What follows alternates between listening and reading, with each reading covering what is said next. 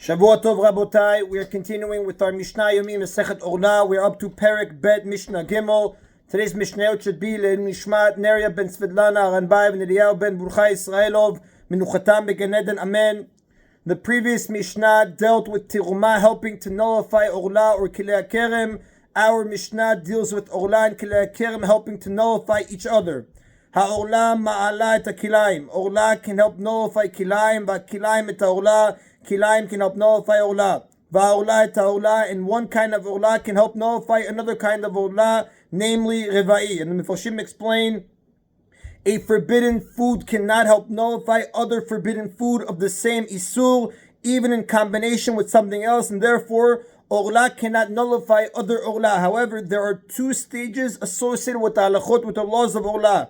The first 3 years of a tree's growth, its fruits are completely prohibited, and that's known as Orlah. In the 4th year, the fruit is known as Reva'i, and it's subject to a different law. It must be eaten in Yerushalayim or be redeemed. It's forbidden to eat unredeemed Reva'i outside of Yerushalayim. Our Mishnah teaches that if Orlah fell into permitted food and then unredeemed Reva'i fell in, the unredeemed Reva'i can help to nullify it and permit it to be in anywhere. Since Orlah and unredeemed Reva'i are prohibited by different prohibitions, they're two different Shnei Shemot, each can help nullify the other. Now, if the Reva'i in the mixture can be redeemed, it must be redeemed and cannot be nullified. However, the Mishnah is speaking of a case where it cannot be redeemed. For example, it was worth less than a puta, which is not enough of a value to be redeemed.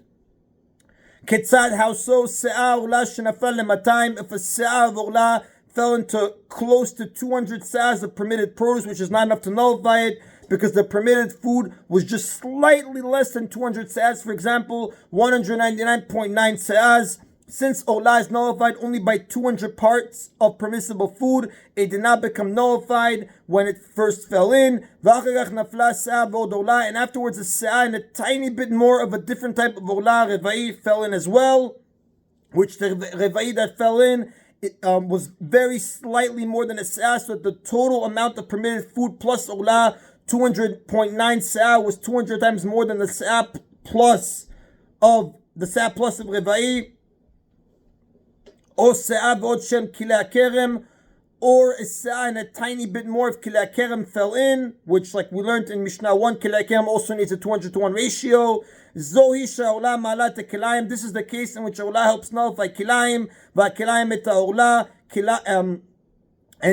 this is the case in which Orlah helps nullify kilayim helps nullify Orlah, va'Orlah et ha'Orlah, and Orlah helps nullify a different type of Orlah. Now, the Mefarshim explain, the se'ah of Orlah that fell in first combines with the 199.9 se'ah permitted produce to form a block of 200.9, which is just enough to nullify the se'ah plus of Reva'i or Kilei Kerem that fell in afterwards by a margin of 200-to-1. The extra 0.9 of a se'ah in combination is 200 times more than the tiny bit that we called plus, which we said v'od. At the same time, the se'ah plus of Reva'i or Kilei Kerem that fell in second combines with the 199.9 se'ahs of permitted produce to be more than enough to nullify the one se'ah of Orlah by 200-to-1. Now again, this is based on the art scroll elucidated because the Mefarshim do have difficulty understanding this Mishnah. That is in Rabotai Mishnah Gimel. Mishnah Dal now discusses cases in which Teruma, Orlah, and Kilei Kerem do not become nullified even when they mix with a large amount of permitted food. The reason being because their presence in the mixture can still be noticed by the effect that they have on it. Because they have this noticeable effect, they cannot be considered insignificant and nullified. Kol am chametz am tabel. Anything that leavens a food, causes it to rise, or that spices a dish of food, if it falls into a permitted food, which the Mefarshim explain, dough that's left to rise on its own takes a long time to rise, so to speed up the process, certain ingredients can be added to the dough to make it rise, right? Leaven faster, that's usually done by adding a piece of sourdough, dough that was left to rise for a long time until it became highly fermented. However, it can also be done by adding fermented apples or wine dregs to the dough. So the Mishnah is speaking of the case where he leavened dough either with sourdough made from teruma, apples from an Orlah tree, or wine dregs from grapes that were either Orlah or Kilei Kerem. That's Hamchametz. Hamtabel, we said, spices a dish of food, which certain spices grow on trees and can be forbidden as Orlah. Other grow as herbs and can be forbidden as kilei kerem when they are planted in a vineyard. Now, although most foods lose their flavor when they become mixed in 60 parts of other food, many spices can be tasted even when they're mixed in such greater amounts of food, as a small amount of them can flavor a large dish of food. So the Mishnah says again, Kolam chametz v'mtabel, anything that leavens a dough or that spices a dish of food, if it falls into permitted food, v'amdameh b'tumah, in the case of terumah, it makes it miduma, it makes it a mixture of chulin and terumah that's forbidden to a non-kohen.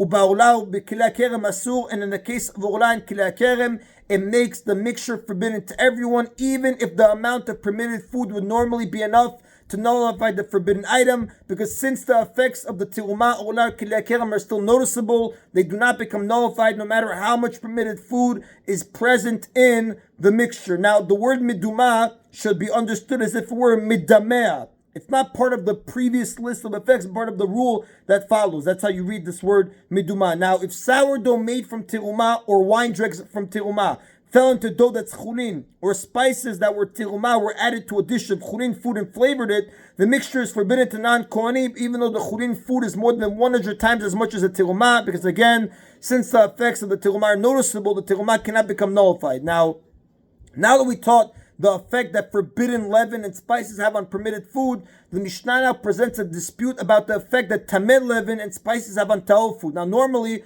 only tameh food that is at least the size of an egg, kabetzah, can make other food tameh. We learn this from a pasuk. The question here is whether tameh leaven and spices have a different rule.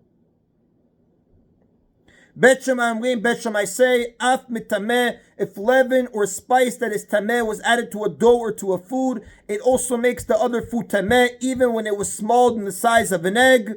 Just as a small amount of forbidden leaven or spice does not become nullified when it has a noticeable effect on a large mixture, so too a small amount of tameh leaven or spice is considered significant enough to make other foods tameh because of the noticeable effect it has on them. And Vashim explained, the Rav says, Bet Shammai hold that if leaven that was tameh was used in a dough that was tahor, or if a tameh spice was used to flavor a cooked dish that was tahor, then the dough or cooked dish becomes tameh, even if the leaven or spice was less than the size of an egg.